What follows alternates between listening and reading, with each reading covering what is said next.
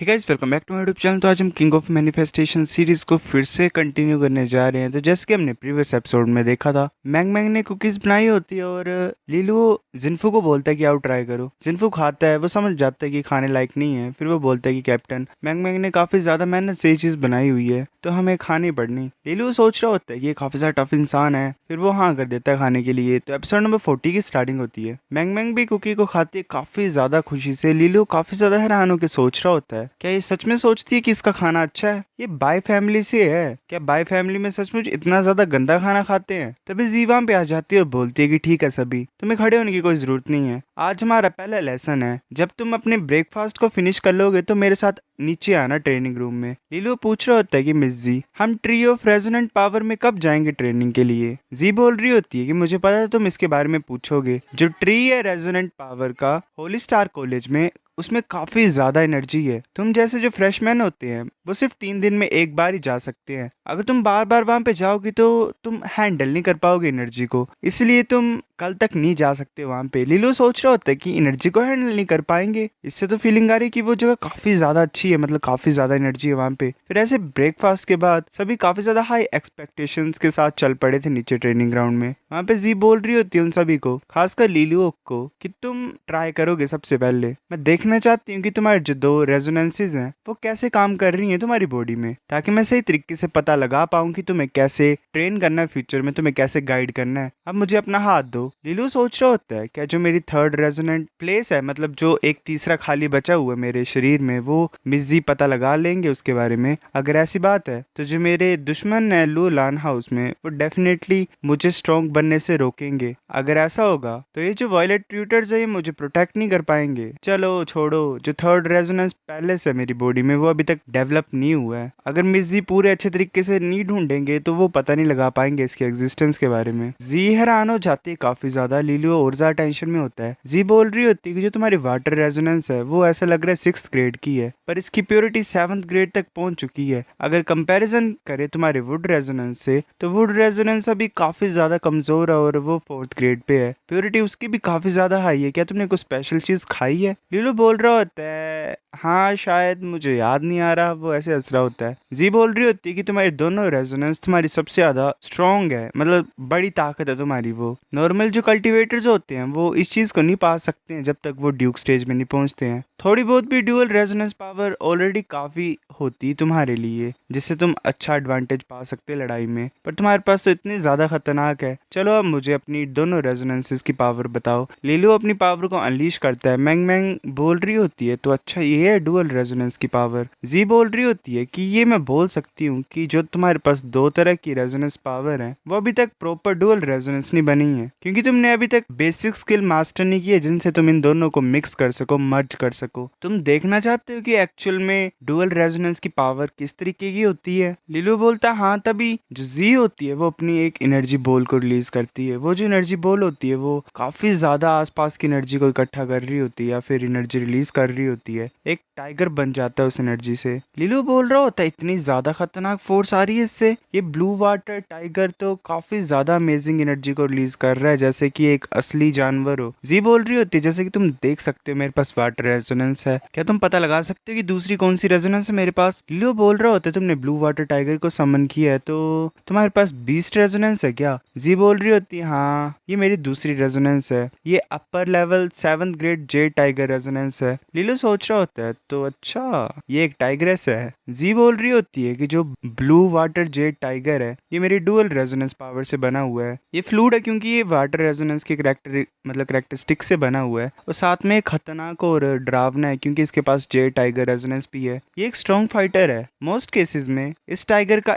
एक hit टियानगांग journal को भी डिफीट कर सकता है। लीलू सोच रहा होता है, तो अच्छा ये पावर डुअल रेजोनेंस की जो कि एक ड्यूक स्टेज कल्टीवेटर यूज करता है। इसके कंपैरिजन में जो 2 मेरे पास पावर है वो तो काफी ज्यादा कमजोर हैं। जो मेरे पास है उन्हें तो डुअल रेजोनेंस बोल भी नहीं सकते हैं। जी बोल रही होती है कि जो कल्टीवेटर्स होते हैं उनके पास 3 फेजेस होते हैं जब वो अपनी पावर को डेवलप कर सकते हैं डुअल रेजोनेंस के। पहले फेज में ये होता है कि तुम्हें मेल्ट करना पड़ता है, सेकंड में मर्ज करना पड़ता है, और लास्ट में फिनिश प्रोडक्ट होता है। जब कल्टीवेटर्स ड्यूक स्टेज में पहुंचते हैं तो वो नेचुरली थर्ड फेज में पहुंच जाते हैं, मतलब कंप्लीटली हो जाता है उनका मर्जिंग रेजोनेंस की। जब तुम मेल्टिंग फेज पे होगे तो तुम थोड़े टाइम के लिए डुअल रेजोनेंस की पावर को यूज कर सकते हो। रेजोनेंस मास्टर रेलम के कल्टीवेटर्स के अगेंस्ट में ये एडवांटेज होगा। नेक्स्ट ये कि तुम्हें हर दिन प्रैक्टिस करना है, तुम्हें एक्सटीरियर फोर्स यूज करनी है, मतलब मैं यूज करूंगी, मैं तुम्हारी हेल्प करूंगी जिससे तुम्हारी जो दो ये टाइप की एनर्जी है वो मर्ज हो जाए। तुम्हें पहले पता लगाना है कि किस तरीके की कैरेक्टरिस्टिक्स हैं तुम्हारी पावर में, फिर तुम पता लगा सकते हो कि किस तरीके से उन दोनों को मर्ज करना है, मतलब प्रोसेस तुम्हें खुद पता लगाने पड़ेगी। लिलो बोल रहा होता है शुक्रिया मिस जी। जी बोल रही होती है कि तुम भी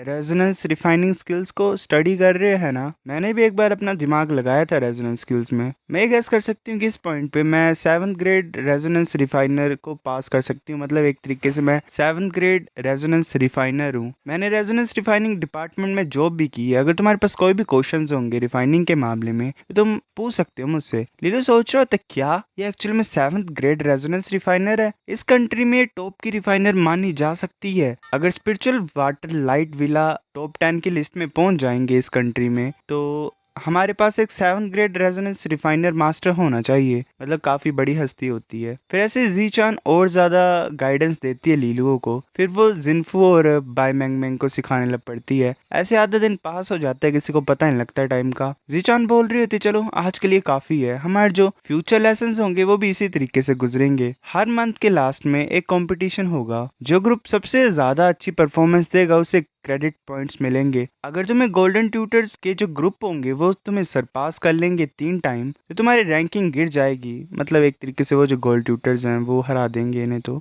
लिलू सोच रहा होता है इसका मतलब यूलांग खतरे में है। मैं ये होप करता हूँ कि वो और ज्यादा एफर्ट्स लगाएगा। फिर हमें अगले दिन सुबह का सीन दिखाई देता है। बाय मैंग मैंग ने फिर से खाना बनाया होता है। वो बोल रही होती है कैप्टन तुम खा क्यों नहीं रहे हो, फूड ठंडा हो रहा है। लिलू बोल रहा होता है ऐसा लग रहा है कोई डोर को नॉक कर रहा है, चलो मैं पहले जाके देख लेता हूँ कि कौन है। लिलू दरवाजा खोलता है, बाहर क्यूंगर होती है। वो बोल रहा होता है क्यूंगर तुम यहाँ पे क्या कर रही हो। क्यूंगर बोल रही होती है कि ये तुम्हारे लिए मैं केक्स लाई हूँ, ये सबसे ज्यादा फेमस फूड है होली स्टार कॉलेज का, ये बेस्ट ब्रेकफास्ट है। लिलो बोल रहा होता है तुमने मेरी जान बचा ली, अगर तुम थोड़ी भी लेट आए होते तो मुझे दोबारा टॉर्चर सहना पड़ता। ब्रेकफास्ट बाय मैंग मैंग ने बनाया हुआ है, वो सच में काफी ज्यादा भयानक है। क्यूंगर बोल रही होती है वो इतनी ज्यादा काइंड और तुम इस तरीके की हरकतें कर रहे हो। लिलू बोल रहा होता है कि मैं ऐसा नहीं कर रहा हूँ, खुद चखो तुम्हें पता लग जाएगा। क्यूंगर बोल रही होती है कि मेरे साथ तुम वॉक पे क्यों नहीं चलते हो। लिलू बोल रहा होता है कि मैं पहले अपने टीममेट्स को बताता हूँ। फिर ऐसे वो चले होते हैं लेक के आसपास। लिलू बोल रहा होता है क्यूंगर तुम क्या बोलना चाहते हो। तभी आसपास जो इंसान होते हैं वो बोल रहे होते हैं क्या ये लड़का मिस जियांग का फियांसे है, ये अभी चले हुए हैं,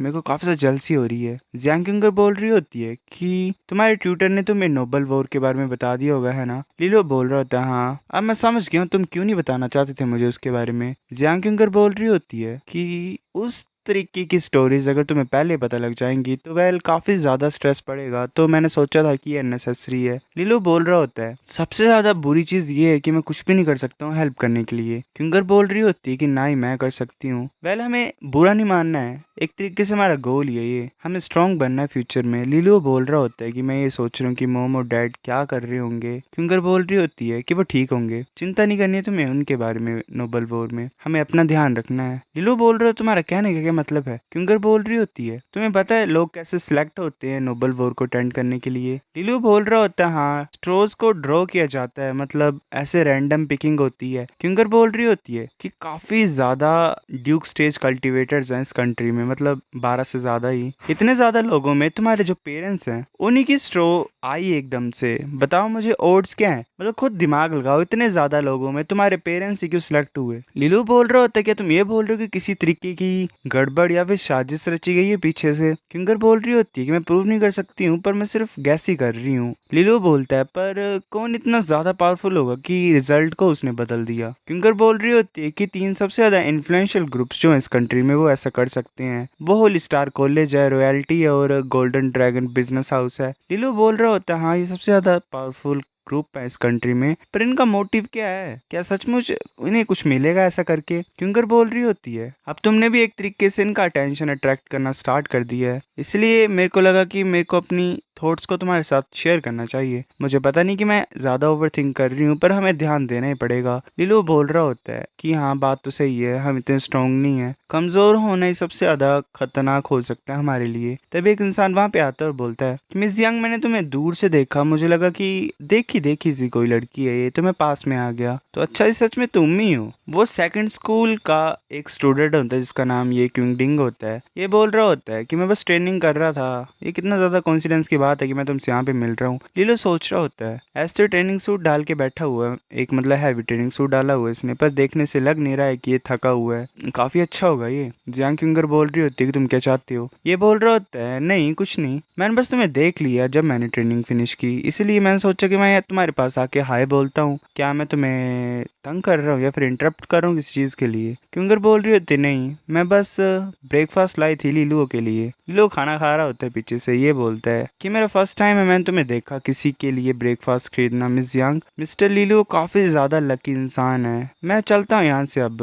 मिस यांग, अगर तुम्हें कोई भी हेल्प चाहिए होगी फ्यूचर मिशन में तो प्लीज़ मुझे बता देना, मैं जो भी हो सके उसमें तुम्हारी हेल्प करूंगा। वो फिर वहां से चल पड़ता है। लीलू ऐसे से जाते हुए देख रहा होता है और फिर जियांग को बोलता है कि ये क्या था? बूढ़े इंसान, बोसी मैन या फिर स्वीट या फिर क्यूट बॉयज, इतने ज्यादा अलग अलग तरीके के जो लड़के हैं वो तुम्हारे लिए पागल हैं। जियांग क्यूंगर, क्या तुम पनिश होना चाहते हो मेरे हाथों? क्यूंगर बोल रही थी हैं, क्या तुम भूल गए हो कि पनिशमेंट किस तरीके से काम करती है हमारी फैमिली में? क्या तुम फैंसी ट्रेनिंग रूम को विजिट करना चाहते हो? लीलो बोल रहा होता है मैं बस बात करना चाहता था तुमसे, पर इस तरीके से कैसे तुम मतलब रिस्पॉन्ड कर रहे हो? मेरी मम्मी ने, मेरे को लगता है कि बहुत बुरा एग्जाम्पल सेट कर दिया फैमिली के लिए, मतलब पनिशमेंट का केस जो होता है। क्यूंगर बोल रही होती कि वेल, इस इंसान का नाम ये क्विंगमिंग था, ये भी एक फ्रेशमैन है। प्रीवियस मिशन में मुझे एक नया लड़का चाहिए था और मुझे ये सही लगा तो मैंने इसे अपने साथ मिशन में ले गई। मैं लीलू सोच रहा होता है मैं समझ पा रहा हूँ कि लिंकिंग ने ऐसा क्यों बोला था कि कोई भी क्यूंगर का चार्म नहीं रेजिस्ट कर पाता है। जियांग क्यूंगर बोल रही होती है उस टाइम पे